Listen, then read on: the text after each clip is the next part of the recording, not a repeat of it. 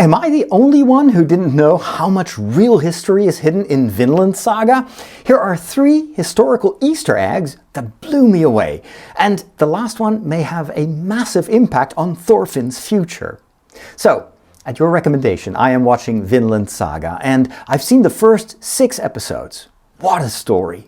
I initially thought that it was all made up, but when I started to compare the anime with the manga, I noticed that the manga included multiple short history lessons that give context to Thorfinn's story. And I was like, wait a minute, is this real history? First Easter egg. Take Thorfinn's rescue by the kind English woman and her granddaughter.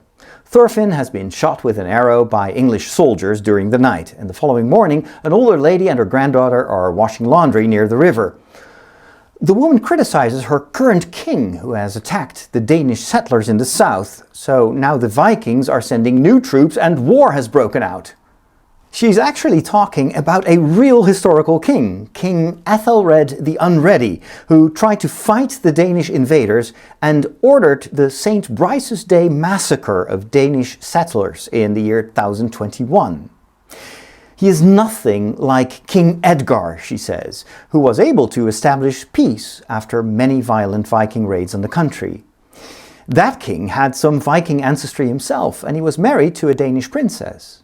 And as a Catholic, he promoted the spread of monasteries and appointed a couple of very pastoral, peace-seeking bishops close to the people. Now, why is this important to Thorfinn's story?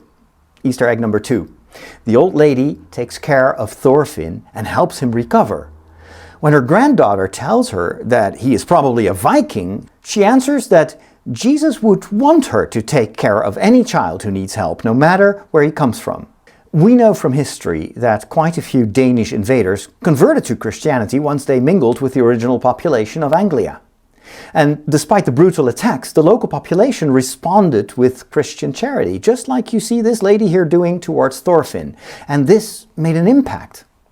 But Thorfinn keeps his distance and even alerts Askeladd that he now can come ashore and attack the villagers. When the old lady sees what he has done, her heart is broken. This boy was like a son to her, but he betrayed her kindness with violence, since his desire to avenge his father still consumes his heart. And here is where a third historical Easter egg blew me away.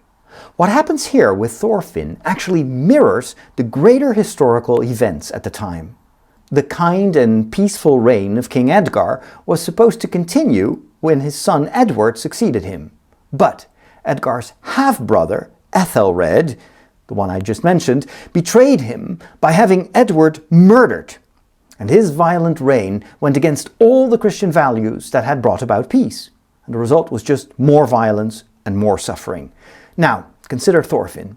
He is welcomed by the old lady as somewhat of a half-son. She even gives him the clothes of her real son who has died, and she calls him John when an English soldier questions her about this Viking boy that they are looking for. Children shouldn't fight in wars, she tells her granddaughter. But like King Ethelred, Thorfinn betrays the values that saved him by initiating the invasion by Askeladd. But when he sees the tears of the old lady, he thinks of his own mother and sister. And you get the feeling that the kindness with which she protected him may have planted a seed in his heart that may one day change him for real.